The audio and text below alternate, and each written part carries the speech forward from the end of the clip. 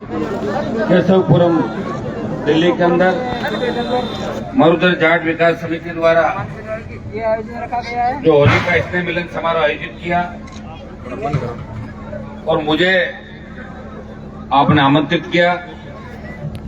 मैं समस्त जाट विकास समिति का हृदय से आभार प्रकट करता हूं, धन्यवाद देता हूं आप लोगों को कि आपने मुझे यहां बुलाया। यहां उपस्थित मेरे छोटे भाई एडिशनल डीसीपी सुखराज जी कटेवा जी, रिचपाल जी, अध्यक्ष घासीराम जी, महासचिव राज सिंह जी, ब्रज सिंह जी, कोषाध्यक्ष हेमराज जी, युवा नेता भाई हरीश काजला जी, रामचंद्र जी, सम्मानित मंच, उपस्थित मौजूद बुजुर्गों, नौजवान साथियों, माताओं, बहनों और छोटे भाइयों, सबसे पहले तो मरुधर जाट विकास समिति का मैं आभार प्रकट करता हूं कि दिल्ली के अंदर मरुधर जाट विकास समिति के नाम से, अभी मेरे से पूर्व वक्ताओं ने बात करी कि दिल्ली हमसे बहुत दूर है। वैसे तो दिल्ली पे जाटों का राज रहा लंबे समय तक, और दिल्ली को अगर किसी ने बचाया, चाहे मुगल आए चाहे कोई भी आए, जाट हमेशा दिल्ली की रक्षा करते थे। पहले भी जाटों ने दिल्ली की रक्षा की, और आज अगर मोदी का घमंड किसी ने उतारा तो जाटों ने देश के अंदर मोदी का घमंड उतारा। उसमें भाइयों, अगर किसी व्यक्ति ने सत्ता को ठोकर मारी, पड़ोसी हुई थाली छोड़ी, तो आपका भाई हनुमान बेनीवाल था, जिसे एनडीए से लाता तोड़ा। और इस दिल्ली जयपुर हाईवे को जब किसान नेताओं ने कहा कि हनुमान जी अगर गुजरात से दिल्ली का रास्ता जाम कर दो तो प्रधानमंत्री तीनों बिल वापस ले लेंगे, मैंने ये रास्ता भी जाम किया। और 2 महीने तक देश में अगर कोई सांसद धरने पे बैठा सड़क पे, वो नागौर का किसान का बेटा हनुमान बेनीवाल किसान कौम के मान और सम्मान के लिए सड़क पे बैठा। भाइयों, अभी हरीश काजला जी ने बहुत सी बातें कही। होली का त्योहार है, रंगों का त्योहार है, और आज आप पूरे जोश खरोश के साथ, मैं इस चीज की भी आपको बधाई दूंगा कि राजस्थान के कोने कोने से आज कई भाई मुझे टेलीफोन कर रहे थे कि साहब आप वहां आओगे तो हम भी आएंगे। बहुत सी तादाद के अंदर आए, बहुत सी बहनें भी आई है, माताएं, बच्चे, और आप सब बदलाव के मूड के अंदर हो। यह पूरे देश के अंदर मैंने देखा है कि जाट अपने आप को राजनीतिक रूप से ठगा महसूस कर रहा है। उत्तर प्रदेश के अंदर भी आपने देखा होगा कितना बड़ा किसान आंदोलन चला, कितनी बातें चली, लेकिन हमारे नेताओं को वो सफलता यूपी के अंदर नहीं मिली जो मिलनी चाहिए थी। हरियाणा आज से चला गया, दिल्ली के अंदर भी सीएम हमारे हुआ करते थे, वो भी आज से चला गया। अब अगर उम्मीद है देश के जाट समाज के नौजवानों को, वो राजस्थान से भाइयों 2 साल चुनाव के अंदर बचे। मैं आपको इतना ही विश्वास दिला सकता हूं, हनुमान बेनीवाल ने राजस्थान के तमाम इलाकों के अंदर प्रत्येक जाति की लड़ाई लड़ी। और मैं हमेशा एक बात कहता हूं, जब तक राजस्थान का जाट मजबूती से एक दिशा में नहीं चलेगा, तब तक तीसरा मोर्चा और अपना सीएम भी नहीं बढ़ेगा। इसलिए इस बदलाव की बयार जो चल रही है, इसके अंदर एक ही चीज तय कर लो, सारे राजस्थान की ओर कूद करो। सोशल मीडिया का जमाना है, हर व्यक्ति, मुझे इस बात की खुशी है कि मैं कॉलेज यूनिवर्सिटी की राजनीति से विधानसभा और लोकसभा के अंदर आया, और मैं हमेशा लोकसभा के अंदर, चाहे रात को 12 बजे भी लोकसभा चली, 2-2 बजे तक चली, विधानसभा 2-2, 3-3 बजे तक चली, प्रत्येक समय उपस्थित रह के प्रत्येक वर्ग की बात करी। और चाहिए मेरे पे तो लोकसभा के अंदर लोग जातिवाद का आरोप भी लगाते हैं, हनुमान जी तो पार्लियामेंट के अंदर जातिवाद की बात करते हैं। मैं हमेशा पार्लियामेंट के अंदर भी ये कहता हूं कि जिस कौम ने इस देश के लिए सबसे ज्यादा शहादत दी, जिस कौम के नाम से अंग्रेज भाग गए और हम कभी झुके नहीं, हर विद्रोह में इतिहास देखो, इतिहास लिखने वाले ऐसे व्यक्ति थे जिन्होंने सही ढंग से हमारा इतिहास नहीं लिखा। अगर इतिहास सही ढंग से लिखा होता तो इतिहास ज्यादातर जाटों का ही होता देश के अंदर। इसके पीछे क्या था? अब अपन लेखनी में अपने लोग नहीं थे, तो लोकसभा के अंदर एक नया इतिहास लिखा, सत्ता को ठोकर मार के ये संदेश दिया प्रधानमंत्री को कि प्रधानमंत्री जी, हो सकता है कि मेरी कौम के नेता, कई नेता आपके तलवे चाटते होंगे, लेकिन हनुमान बेनीवाल सत्ता को ठोकर मारता है, वो किसान का बेटा है। मुझे मंत्री पद नहीं चाहिए दिल्ली के अंदर, मुझे संतरी बनकर मेरे भाइयों का प्यार चाहिए और उनके मान और सम्मान के लिए हमेशा लड़ता रहूंगा। और मैंने फिर तेजाजी महाराज के जयकारे के साथ बात शुरू करी। मैं तेजाजी का जयकारा लगाया तो साउथ के हमारे एमपी बोले कि हुई तेजाजी कौन थे? मैंने कहा तेजाजी थे राजस्थान के अंदर। तो भाइयों, एक व्यक्ति प्रयास कर रहा है। अच्छा, मेरी दूसरी सोच आप देखो, मैं यूपी में किसी का नुकसान नहीं कर रहा हूँ, हरियाणा में अपने समाज के नेताओं का नुकसान नहीं कर रहा हूँ, लेकिन मैं उनसे भी उम्मीद करता हूँ जब राजस्थान में चुनाव हो, दूसरों की टूल बढ़ के हेलीकॉप्टर लेके अगर मेरे विरोध में राजस्थान आए तो उनको आप संभाल लेना, संभाल लोगे ना? क्योंकि हम एक दूसरे का ध्यान रखेंगे तभी कौम आगे बढ़ेगी।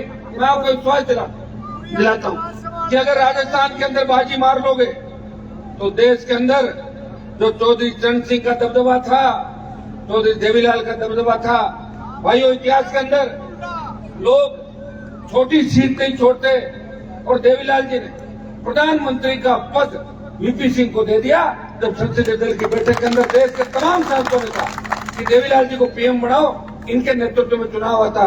तो उन्होंने कहा मैंने जवान दे दी और जवान के लिए प्रधानमंत्री का पद ठुकरा दिया। हम उस कौम चाहते हैं। भगत सिंह हमारे छोटे भाई थे जिन्होंने 23 साल की उम्र के अंदर शहादत दी, अंग्रेज डर गए और भाग गए। उनका बलिदान याद रखा जाता है। हमें एक बार जोश के साथ उससे काम लेना है।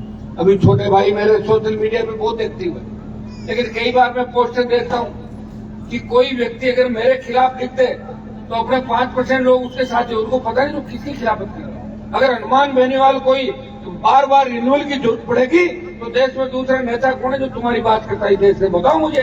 लोग तो कांग्रेस की बात करते हैं, भाजपा की बात करते हैं, अपने दूसरी बात करते हैं, तीसरी जगह जाते हैं। ये व्यक्ति जिसने राजस्थान के अंदर धौलपुर से बाड़मेर और गंगानगर से डूंगरपुर तक हमारे छोटे भाइयों को सबको जगाया और जाट के साथ साथ जाट, गुजर, मीणा, मेघवाल तमाम जातियों को साथ लेके एक भरोसा जाट जाति का तमाम राजस्थान की जातियों के अंदर कायम किया।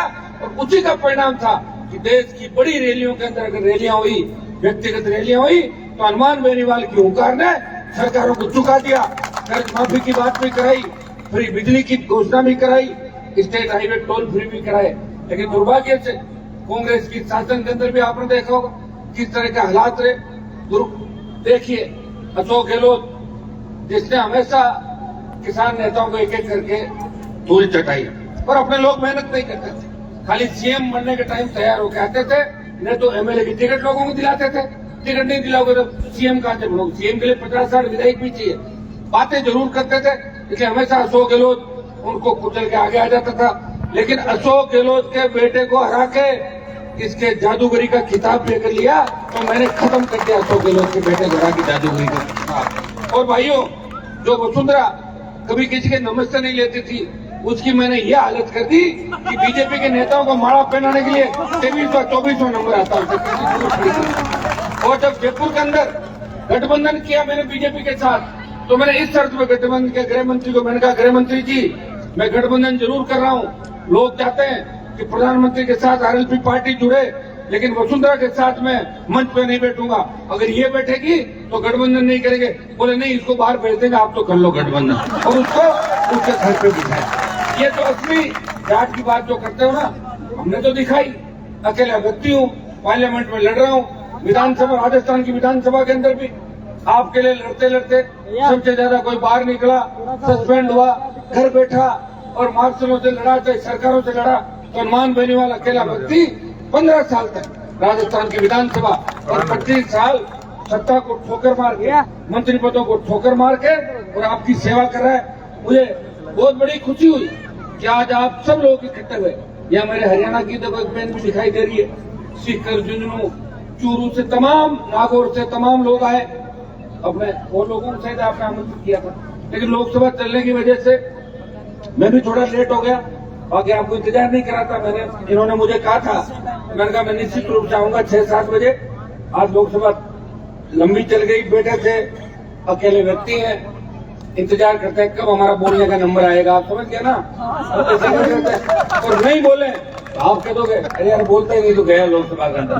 तो एक और रोज रोज बोलने में दिक्कत आती है। आपको पता कई लोग कहते हैं हनुमान रोज बोलता है, एक बार में छपता है टीवी में, इसको बोलने मत दो। यही तरह के चल रहे समीकरण आप जानते हो सारी। अकेला व्यक्ति हूँ, खुद ही किसान आंदोलन चला, किसानों के लिए मैंने सत्ता छोड़ी, लेकिन मैंने कभी उत्तर प्रदेश हरियाणा के जितने भी बॉर्डर थे वहां जाके मैंने ये नहीं कहा कि आप मेरा अभिनंदन करो, सारी बात करो। भाइयों, अगर इस देश के अंदर सत्ता को ठोकर मारी या तो अकाली दल ने मंत्री पद छोड़ा या हनुमान बेनीवाल ने आता हुआ मंत्री पद छोड़ के इस देश के अंदर संदेश दिया कि जाट का बेटा हनुमान बेनीवाल सत्ता को कुछ नहीं समझता, वो प्रधानमंत्री के आगे झुकने वाला नहीं है, वो अपनी कौम के जब भी आवश्यकता पड़ेगी तो आगे की पंक्ति में खड़ा मिलेगा। भाइयों, मैं भरोसा दिलाता हूं कि राजस्थान के नौजवानों को जगा दिया। अभी हमारे छोटे भाई जो बता रहे थे काजला जी, आज का नौजवान निश्चित रूप से भटकाव के अंदर है, नौकरियां नहीं लगती। राजस्थान में तो बहुत बुरी स्थिति है, पहले यूपी हरियाणा के अंदर बहुत बुरी स्थितियां थी, अब थोड़ा सा ये अब राजस्थान ज्यादा उसके अंदर आ गया। सबसे ज्यादा पेपर आउट राजस्थान के अंदर, बच्चे मेहनत करते हैं, पेपर आउट हो जाता है। आरपीसी से लेके यूनिवर्सिटी के एग्जाम से लेके कर्मचारी चयन आयोग का भरोसा लोगों का उठ गया, हताश हो जाते हैं। एक बार कंपटीशन दिया, 2 बार दिया, सरकारी नौकरी नहीं लगी, परेशान हो जाते हैं, नशे के आदी हो जाते हैं। और मैं देख रहा हूँ मारवाड़ किस इलाके से मैं आता हूँ, बहुत छोटे बच्चे सर इसमें एमडी का नशा करके और बर्बादी की ओर जा रहे हैं। अगर हमारे जवान छोटे बच्चे नशा करके इस तरह बर्बाद हो जाएंगे हो गई तो समाज कैसे आगे बढ़ेगा। मैं छोटे भाइयों से आह्वान करता हूँ कि नशे की प्रवृत्ति से दूर रहना आप लोगों को, और नशा एक ही चीज का रहना है कि 2023 में पहले राजस्थान की सत्ता पे कब्जा करेंगे और उसके बाद दिल्ली की ओर कूच करेंगे। जो हरियाणा हमारे हाथ से चला गया उस हरियाणा पे भी कब्जा करेंगे और उत्तर प्रदेश में कब्जा करने का भी प्रयास करेंगे, और दिल्ली के अंदर भी मेहनत करके वापिस जो हमारा एक डंका दिल्ली के अंदर बचता था, जो सिक्का चलता था, आज हम दिल्ली में कमजोर हो गए। सबसे बड़ी संख्या दिल्ली के चारों तरफ होने के बावजूद भी राजनीतिक रूप से कमजोर हुए।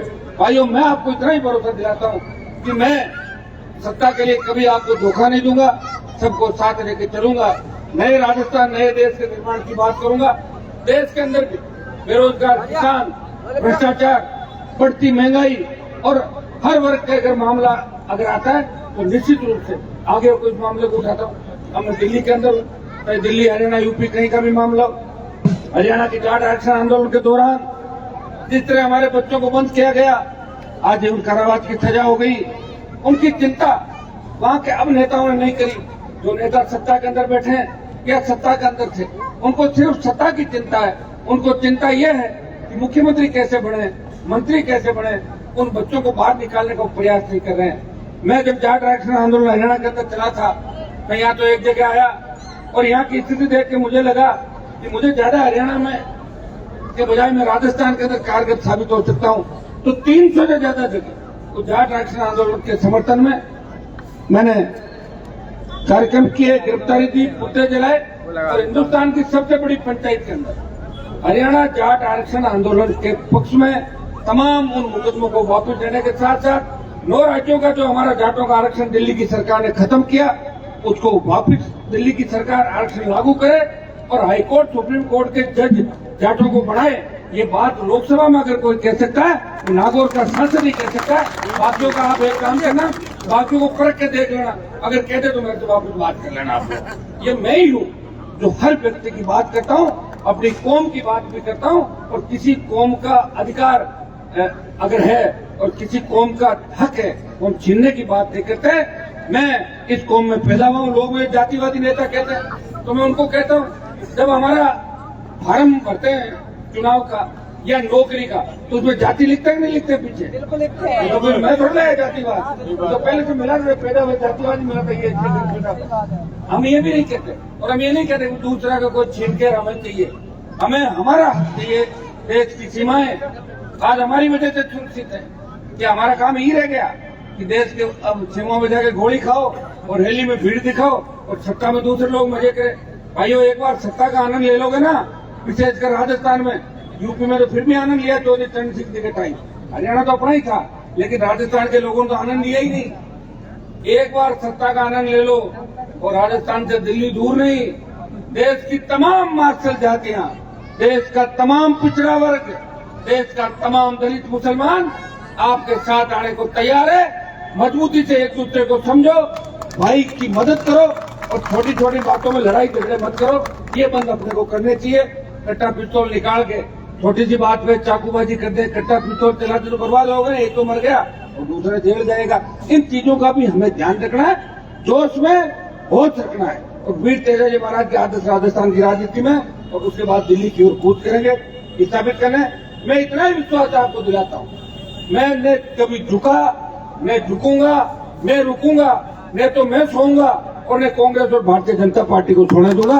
ये विश्वास मैं आपको दिलाता हूँ। ये तो कार्यक्रम आपने किया, इसके लिए बहुत बहुत आपको शुभकामनाएं। और हमारे जितने भी समाज के प्रमुख लोग, पुलिस के अधिकारी आए, लोग डर जाते हैं मंचों पर आने से, मैं इन सबको धन्यवाद दूंगा कि अपनी कौम के लिए अगर अपन नहीं जाएंगे तो कहाँ जाएंगे। ये जहाँ भी समाज का कार्यक्रम, ये कोई राजनीतिक मंच नहीं, समाज का कार्यक्रम है, और समाज के कार्यक्रम में हर व्यक्ति को आना चाहिए और अपने विचार उसको व्यक्त करने चाहिए। मैं पुनः आप सबको धन्यवाद दूंगा, विशेष के नौजवानों को, मातृशक्ति को।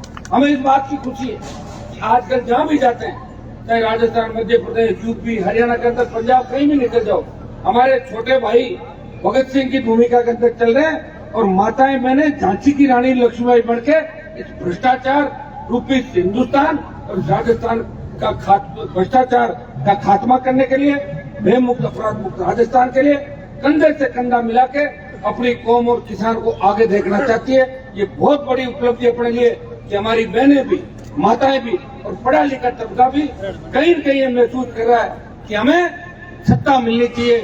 भाइयों, सत्ता निश्चित रूप से आपको मिलेगी। और सत्ता के पिछली बार मैंने चुनाव के अंदर ये भी कहा था कि अगर राजस्थान का दूल्हा मेरा मन माफिक हो तो मैं बाराती बन जाऊंगा, मैं दुल्हन नहीं बनूंगा। ये बात मैंने पिछली बार भी कही, और अब की बार आप मजबूत रखना, लोग तैयार हैं, और सब लोग एक ही दिशा में चलना कि हमें राजस्थान की सत्ता पे कब्जा करना है।